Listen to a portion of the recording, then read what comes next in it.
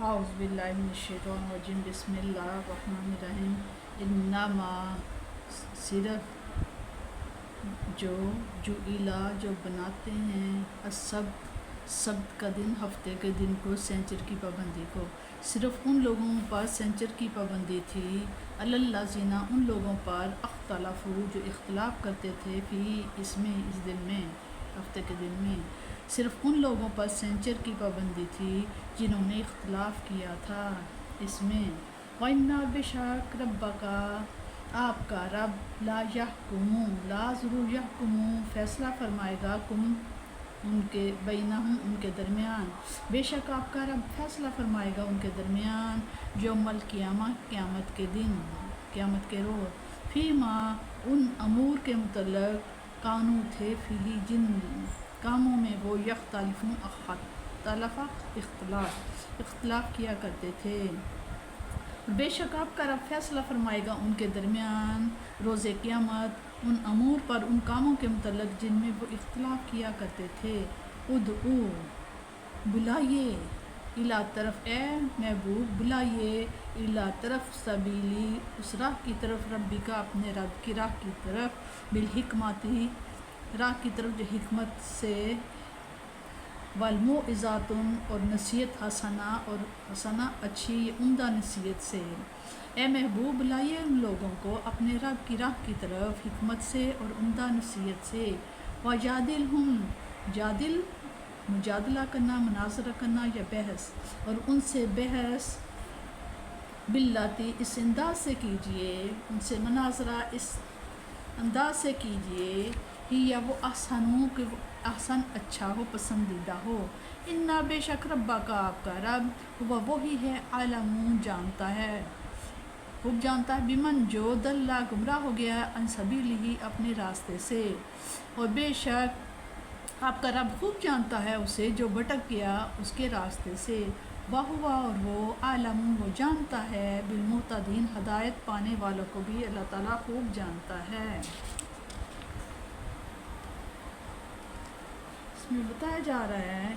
ایک نادان اور غیر تربیت یافتہ مبلغ اپنی دعوت کے لیے اس دعوت کے دشمنوں سے بھی زیادہ ضرر رساں ہو سکتا ہے اگر اس کے پیش کیے ہوئے دلائل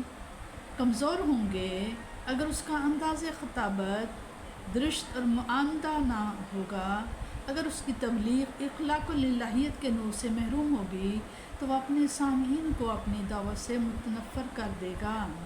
کیونکہ اسلام کی نشر و اشاعت کا انحصار تبلیغ اور فقط تبلیغ پر ہے۔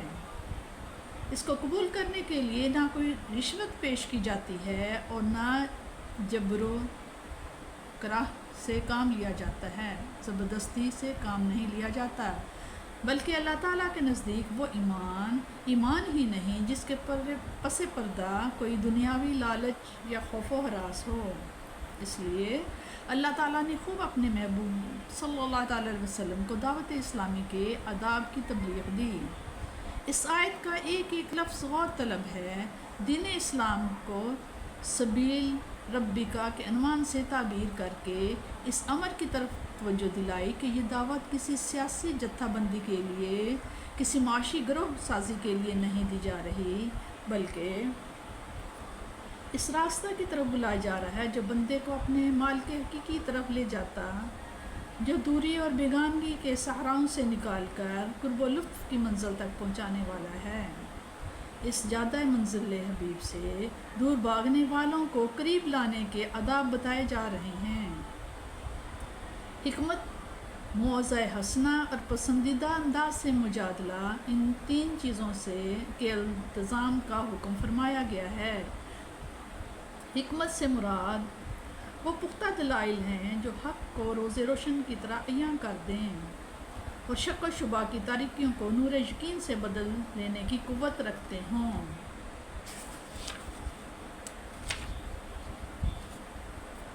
آپ کی آواز کا زیر و بم شفقت و پیار کا آئینہ دار ہو، اور اگر بھٹکا ہوا راہی آمادہ بیکار ہو جائے اور بحث و مناظرہ تک نوبت جا پہنچے، تو تم احسن اور عمدہ طریقہ سے مناظرہ کرو، اپنی عملی برتری کے گھمنڈ میں تہذیب اور شائستگی کا دامن مت چھوڑو۔ فریق مخالف کو ہر قیمت پر نیچا دکھانے کی کوشش نہ کرو۔ تمہارے پیش نظر فقط حق کی سربلندی ہو۔ جب تک کوئی مبلغ ان خوبیوں سے متصف نہ ہوگا اسے اس میدان میں قدم نہ رکھنا چاہیے۔ اس معیار پر پورا اترنے کے لیے علم و آگاہی کی وسعتوں کے علاوہ مکارم اخلاق اور محاسن